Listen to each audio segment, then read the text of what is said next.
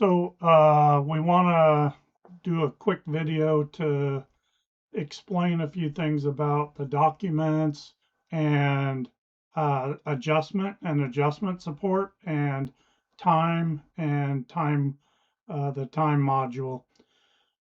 So hopefully it'll set you up for success in creating a market. And once one's created, you can just add to it.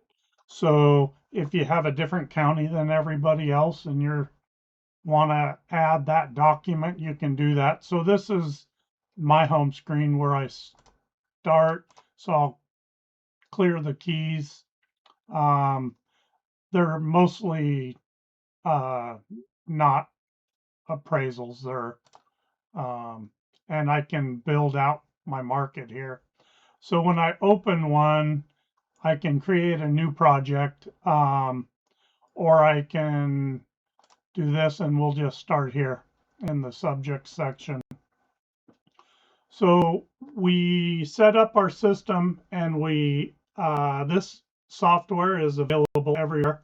So to be available everywhere, we're not reaching out and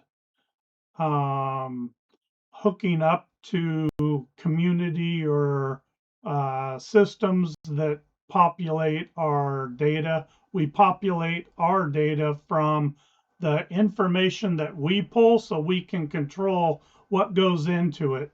And this is an appraisal process, as you can see through here. We're going to work through an appraisal process. The 1004, the 1073, the 1025, and the 3.6 are basically forms. 3.6 more so is a report.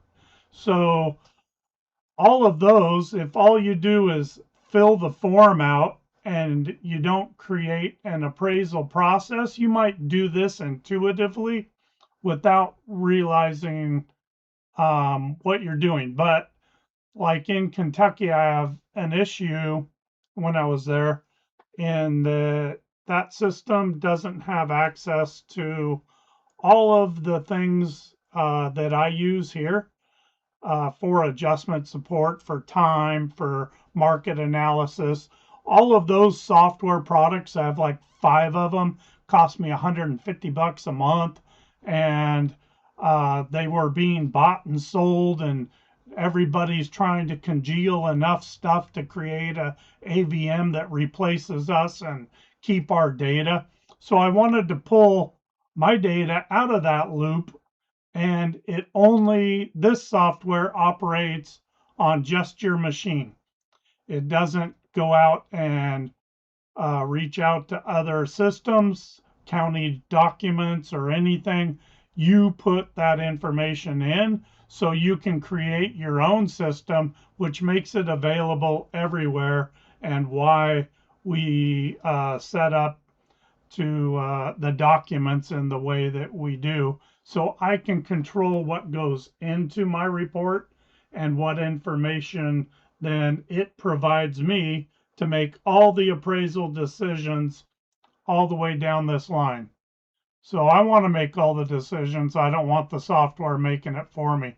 And in the end, we're going to create a shadow form that when I get this software to a downloadable state into a software download that doesn't operate in our tab storage, then it will then have a shadow form that you can open up.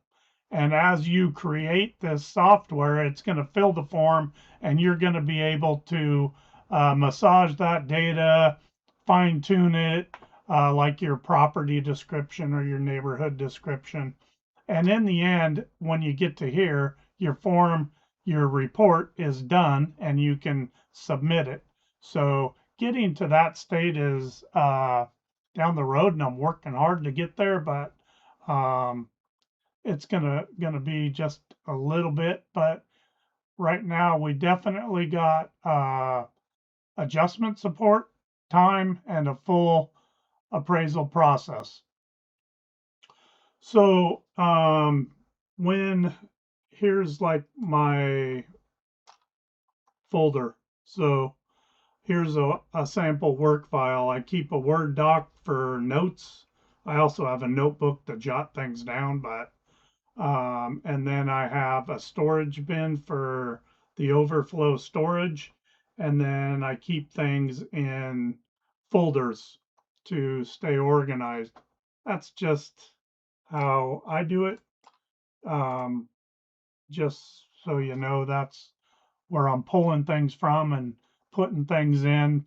But in the end, I have a list of all my CSVs. So a CSV is an Excel file. I know that was an issue. And my listings, my county records, my tax mains, my uh, plat maps, all of those things go in that work file so that I have them and save them. And then in the end, this product will create a zip that we'll put in a folder in the work file, and it will be complete with all of the data. And during this process, you can download and save the exports.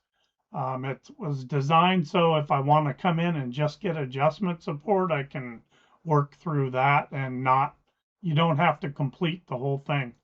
But if I start a project, then I am going to start at intake. So in this intake, this is where I'm going to scoop and I'm going to drop all of my subject tax main, maybe a prior listing or the current listing if it's a sale, county documents, all that in here. It'll populate this. If I have any things that I need to carve out in my competing area data set, then I can say, oh, it's on a busy road or it's got an ADU. Then I pull a CSV or Excel file of the larger area, detached, attached, condo, whatever it is, and I pull all sales for 2 years. I drop it here, and then I build competing list, and then it's going to tell me, hey, you're well supported. You can take that assignment. So then I am going to go to the bottom and not go to the market yet. I'm going to take this assignment. So this sends me to the assignment set page, and the assignment setup page is going to give me the ability to, I'm working on this right now, so that's probably why it pulled up slow, but I'm going to be able to, it has all of the assignment setup stuff, and we're in here going to drop our engagement form and it'll auto-populate this.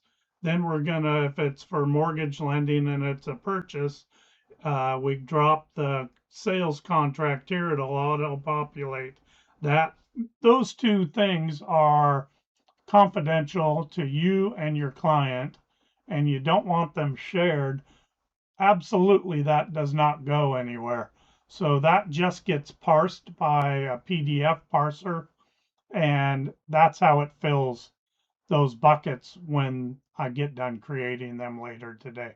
But when that happens, you want to check everything that gets filled and make sure that it's accurate because it's your report. And then the value, what type of value, retrospective, current, or prospective, and the effective date. All the things. This new AO41, which it was kind of built on that premise anyway. Then they came out with this. So then we're gonna say, oh, we got all of that done. Now we want to go to our subject property, and we're gonna do our inspection. And right now, we don't have a mobile app to do inspections, but that's on the list of things in the coming days to complete before we get a full product. But if right now I'm using Total, so what I do with Total is I go do my mobile inspection, and during that inspection, I click on voice notes, and I've always done this, and I record the description of the property, the exterior lot location, the exterior lot dynamics, the grade, the parking, all the things from the exterior. And then I go inside and describe the main level. Then I describe the upper level. Then I describe the basement, and then maybe a little summary. And then I save that. I do the sketch, put all the stuff in it, and take all the photos. When I come back to my computer, I download my mobile uh, inspection or appraisal visit, and then I uh, doctor all that up, fix my sketch because it never is right on the mobile app. I always need to close it here or add stuff there, and when it's right and I've labeled all my photos, I'll take and print to PDF the sketch.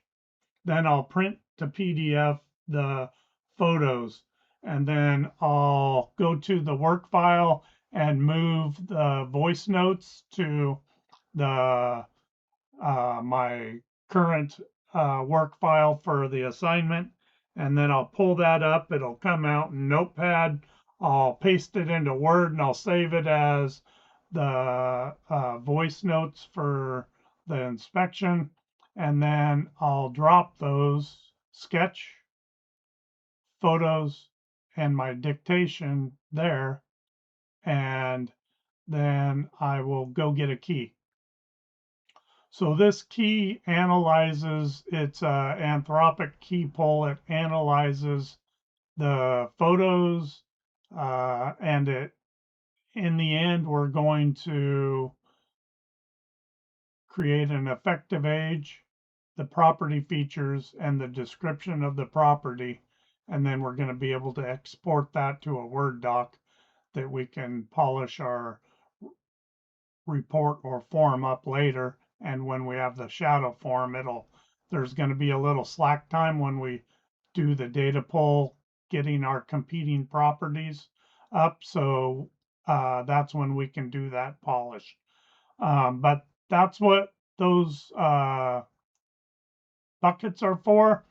This one's for HOA, PUD, condo file, and that will fill out if this report is a PUD. We'll click that condominium, and you can see if it's got it's green home certified, or if it's a rental. And then we'll click that. The rental stuff comes up. So we will cover those later, but just for the basic use.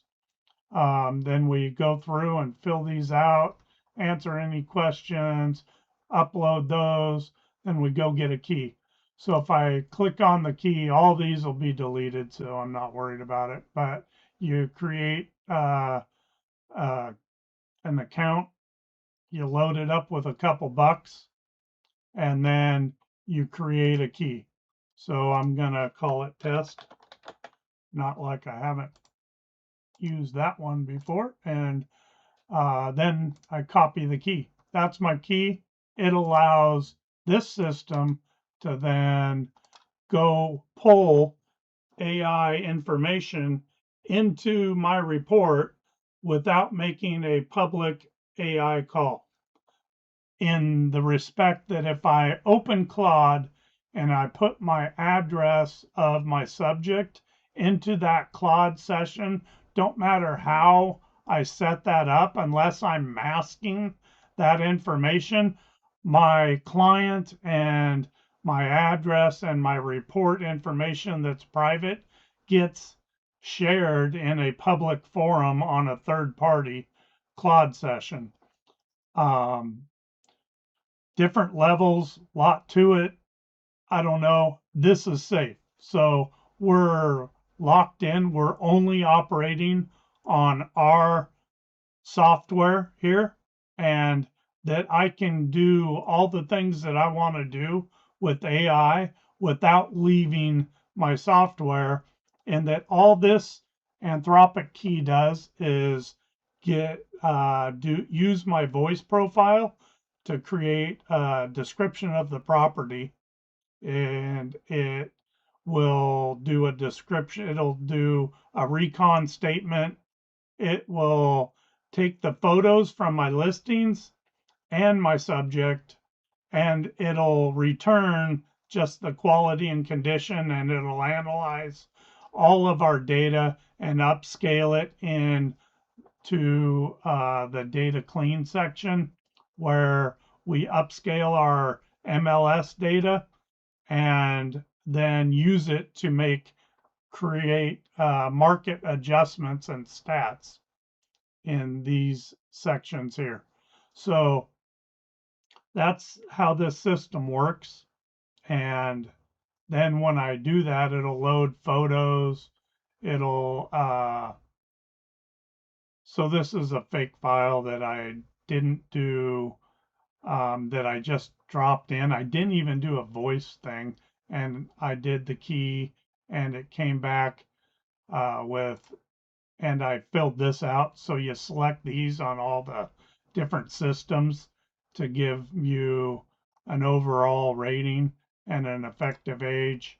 In here, the sketch fills out your GLA above and below grade, finished, unfinished. Make sure it's all right. Select all these things if they're not auto-filled. If you have an ADU or a detached finish or even a shed, you log it in here, and then it creates an ANSI statement for you. You have to click the square foot thing, generate that ANSI statement, and then you can copy that to clipboard, or you can save it. It'll come out in the export. So then that's the site, and then the description, it'll fill out these buckets. Like I said, the voice profile that I do. And then this one, I didn't even do one from the key pull on the photos. It did it. And this is that little section in your report that doesn't go to addendum a lot of times, and you just are stating the summary of this. But this goes to the addendum, and it's a detailed description of your property, and you can then modify this to your liking and put it in your report. So then at the bottom here, we can continue to export, and then we can export that to Word, PDF, and then we can go to the grid. We can finish filling that out. I'm working on 3.6, so it has all these extra things that don't create, they're things that you think about when you're looking at a property that they want to now know. And why would they want to know those? I mean, that's what we think about when we're going through an appraisal process. I wonder why. So send that to the grid. And then in the end, we're going to go back and build our competing set. So now that the grid is the arbiter of truth for your subject property, also in the grid,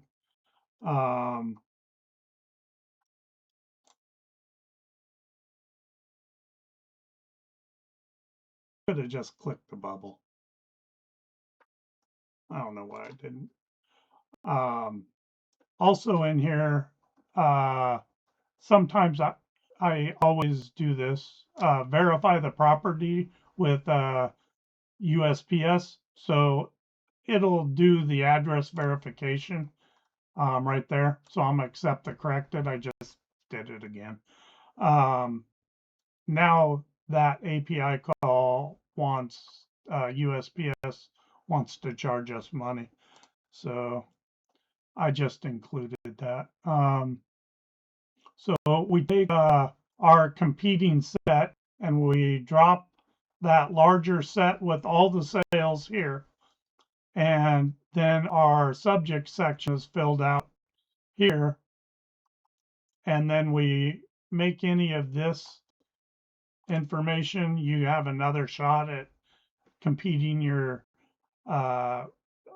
getting your competing set. You want to make sure that you include any solar. If yours has owned solar, that you also have an owned solar comp to try to give that the best option. Same with pools, ADUs, rental properties. Obviously, we're going to do a income section.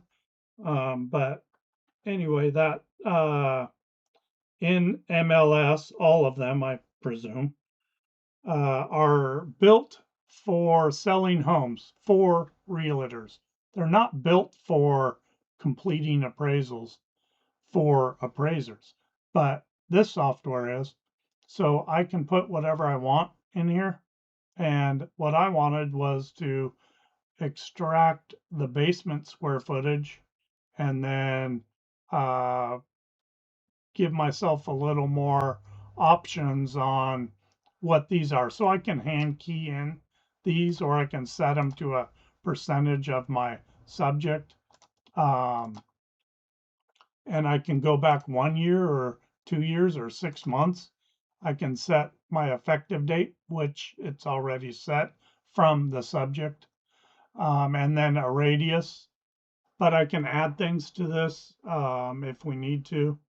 And then with that competing set, it automatically geolocates, so we know the distance, because distance is important, especially if we're going to do a radius, right? So this builds the competing set of properties, and we want to be above 30 for regression analysis and have active and pendings. Then we want to, from that competing set, select comparables. The computer is going to give you options. It's up to you what you pick, and you probably already have a list. And if you do, you can include them here, a comma list. It will then include those into the competing set, and they should be in there anyway. But as we like, if I go down, I didn't put one in there, so I didn't upload just now a CSV file, so this is, I don't know, I think it's pulling the old one. But if I wanted to then go to 30%, 15 years, then it's going to build the competing list. Now I got a bigger list. But we want 1 mile. So then it'll adjust and give you the list that's based on this information. And then it will automatically, so I do most like, inferior to, superior to, next best, and active and appending. You can do model matches and just pick those. But I do that, and I'm just going to take what it thinks it is, which might be accurate, probably not. But it's going to include those plus the ones that I included. And then we're going to get, hey, you got this many near misses, and this many are within 10% of your GLA. So from that larger list, that's how many properties. But rentals are a thing. So if it was a rental, here's some market rents from that data set. And then, like, if I want to widen the settings, it's going to increase the GLA by 61 square foot to include that property in that set. Might be worth doing. And this one by 53. So if I go 61, I'm going to get these two rentals in it. Maybe this property is also a very good rental and competing. I can include it there without widening the settings, because when I widen the settings, that's going to increase this list we have to deal with. So that's how that works. And then these are the near misses. So if the house next door is 1 square foot off and complete model match, man, I want to widen the settings and grab that. Or sold 366 days ago, maybe I want to widen that. So those settings widen that to try to get the most credible assignment results we can. And this is what I put in my report that says, hey, this is my competing set. That's how I got it. And then I am going to move to the market with that competing set. And that puts me in the neighborhood section where I can go to this data upload, the maps, and then it's going to populate. See it there? Find it on the map. It's going to put it in here. So this neighborhood section, this tool creates a, is that where that is? Creates a neighborhood description that is not 2 sentences, that is based on what Fannie Mae requires of a neighborhood description. So it's going to be foreign to some people, but I'm going to do my radius. And then I'm going to draw my neighborhood boundaries, whatever that may be. Tried to add that to the picker. So this is within that section. So this is a prior neighborhood description that was saved to the library. So you can see here's other ones that while I've been testing this that have been created. But what I do is I'm going to add that to the picker, then got to do that. But in this section, I can then add the roads, the egress, ingress, the county, any of these things. I can drop a pin and then I can search that area from the map and it'll bring up all the schools. I can tag which ones I want to be in my description. And so we'll drop 1 pin and we'll let that search.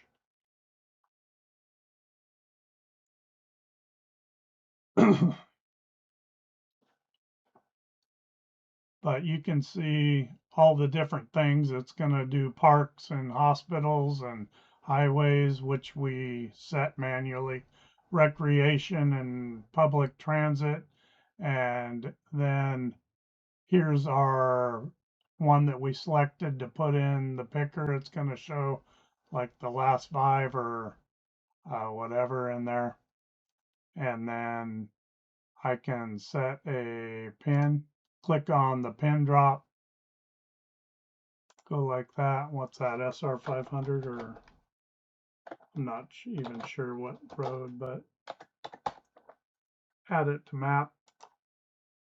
I'm going to do I-5 or the freeway, maybe downtown Vancouver, maybe downtown Portland. Add those to the description. And then here's the schools. So this one is actually Old Shumway School, but it'll give you, I think, a 5-mile list of all the schools. So you can pick whichever ones you want. And then when you're done, just roll that back up and pick parks. What that does is put those things on the map. Here's SR 500, here's that school, and you create a neighborhood engine. Now I'm going to add that one that I put. I'm going to strip out the old distances, and that is going to, then I'm going to insert the new distances. So there's that school and SR 500. So you can doctor this however you want. And when it's complete and spell checked and all the things, you can put it in there and finalize it to the library. Then it saves it. Maybe you're in that area and doing a property next door in a year or next week, and you want to add it to the picker. So that is that neighborhood section. From that map, I always go do the Google one too. But in that section, then we can, now these, I don't know, the CSV file, you can load it and get those distances. Click these however you want. This looks at that map and looks at the thing and tries to determine these things. So it's not accurate, but it gives you a starting point, as does these. So if I click on this, instead of that, it's going to pick a spot on that grid that we set up, and maybe we want to use it, maybe we don't, but you can change it. And then we're going to go back to the data. So this is the data that pulled in from that competing set, the 1 year file, the 2 year file, the all comps are comps, the 6 that we selected. And then I'm going to use those parameters from that bottom section, and I'm going to grab a set of 5 year properties. So I'm going to take those parameters for the 1 year and the 2 year, and I'm going to apply it and grab a 5 year set of properties for a backdrop for time and to pick pairs. So in here, I can copy the 1 year set, then I'm going to put it in my MLS, and then I'm going to print to PDF the listings, and I'm going to print to PDF the photo report for those listings. I'm going to let those load. They're heavy files. Let them load, make sure they're complete. Otherwise, it doesn't work very well.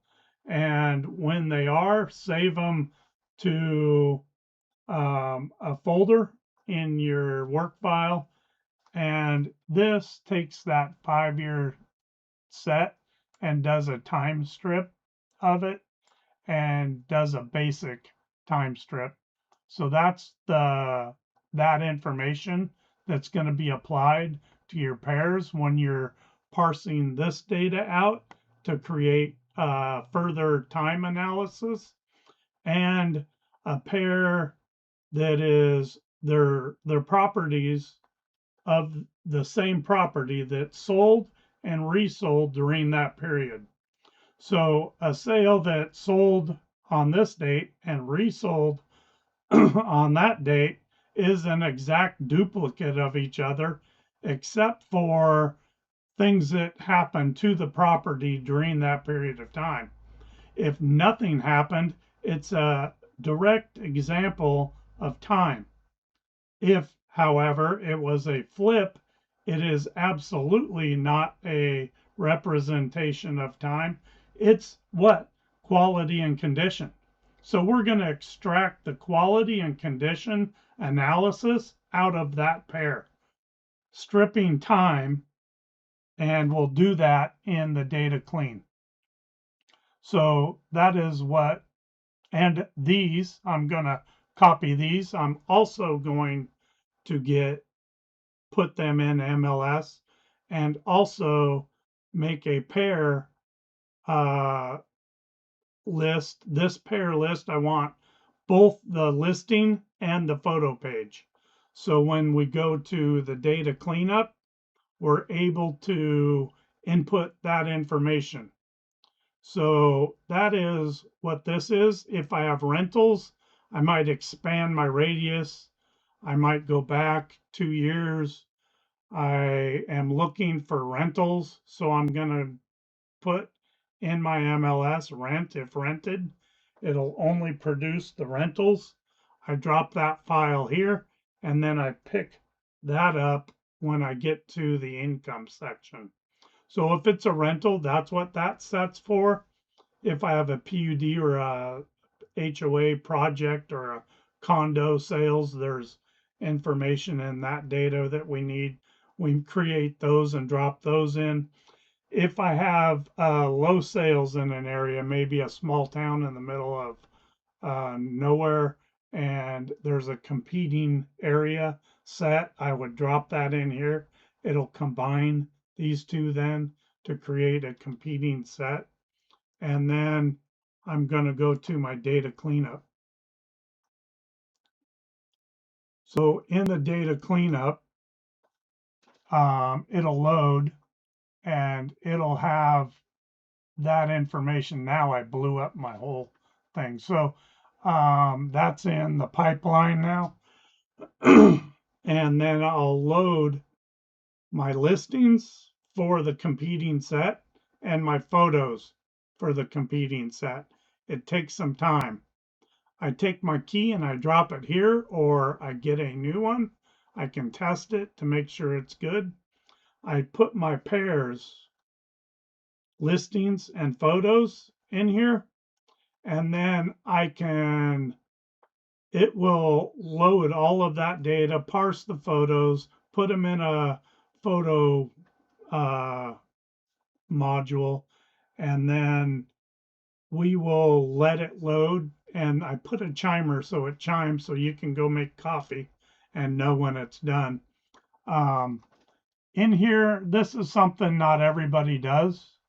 So I messed my data up. But and it'll automatically detect any resales in the last year and put them here for you for info, because they're going to go to quality and condition support because it increased $189,000 in a year. So if you applied that to the time when some flipper put 100 grand into a property to make 50 grand over 3 months, what's the whole period? So it sold August and then December. So 4 months hold time. That's not time. That's quality and condition. We don't want that polluting our time data. So here's fixers. So this data set, it then gives you all this information. So if I have a rental, I want to include that one, solar or ADU or RV, whatever it takes, and puts these little labels on them. And then that information then, so after we've loaded those, it will take some time. Then we can click the analyze button on each of these, or the analyze everything button. So just the competing, just the pairs. Sometimes I'll do that one, then I'll deal with the pairs while that's pulling. Or I can do none of it and just go straight through with my Excel file. Or I can do a thin pass and just get quality and condition. Or I can send it to Anthropic with a key, which costs a couple bucks, maybe $5 to $10, depending on how much detail you want. The more detail, the less you have to do when you pull it up. So if I want to do max detail, which I always do personally, I'll spend the money even on these files that are test files that are nothing but trials. I want to see how much data it comes up with, because when I go through and verify it all with the comp viewer and the pair viewer, then I want to not have to change a lot. So I keep massaging that process to get it to fill to as close to 100% as we can. I think we're at like 90, 95 maybe. Um, some things you'll notice that it misses porches a lot and built-in garages. But appraisers also miss those things, but porches don't really matter. I've never put a value on a porch, but um, anyway. So also in this viewer, it'll roll these up and give you the MLS so I can copy the comps, copy the competing set. And when I go through this comp viewer here and maybe I find one that's a heavy fixer and mine's a Q3 and it's not a competing property and I kick it out. Well, it gets kicked out with that X included as a potential comp there. So in that viewer, I'm able to make things back to the competing set or make them comps or kick them out. When I kick them out, they go into this list that goes to the bottom of that parameters that I set for my competing set. This, if we haven't geolocated the properties, you can do that here. And then when we've selected our competing set, because all we did was look at the competing set for the that the computer generated off raw data. Now we've looked at all the data and we created our own. We can run this and see what the computer now thinks of our set compared to its set. And then in here, we build these cards. These cards, then we upload the tax main for each of the competing properties and the history page from the MLS. So that's where those go to. We want to know if it sold, when it last sold, and if it was within a year. We want to know the tax assessed value of the land. We want to know some other things about it. That all gets parsed out of these documents. And if I copy my comps, then I can put it in MLS. It won't auto-populate the email address for the buyer's agent out of my MLS anyway. Maybe it does yours, but I include that here then. And then I email that agent a template that I've set up to ask them for, was it arm's length? Was there a seller concession? If there was, how much was it? And if there was, did it raise the sale price of the property as a result of the concession? And then how much? And when I have all that information for this comparable from that agent, I then put that information in here, mark complete, that turns green, and I save that to the library. So when I come back in here in a month and I also want to use this property as a comparable, which happens, then it auto populates that information so I don't have to bug these people again. And that library, if you've opted into the library, then other appraisers, what they've gathered from these agents will auto-populate your comparables as well, so you don't have to contact them again, that it's a verified contact and all the details of that will be auto-populated. So you can do it however you want, but that is how I do it. And then I print that and then I include the listing price, pending price, close price, and days on market, and then any notes from the answers and questions back and forth, like, oh, it wasn't arm's length. Really? What was the relationship between the buyer and the seller? Oh, well, maybe it was arm's length. I misread it. So that happens all the time. Then they look up arm's length, I guess, and then say it is arm's length. And so that back and forth happens, maybe a little more back and forth. You can include those responses here with this, and that goes into your work file, into your report, and you decide what goes in your report. But that is a complete section. I'll pull up a different one to look at the comps because I messed this one up by going back and recreating the data. So we'll pick up there.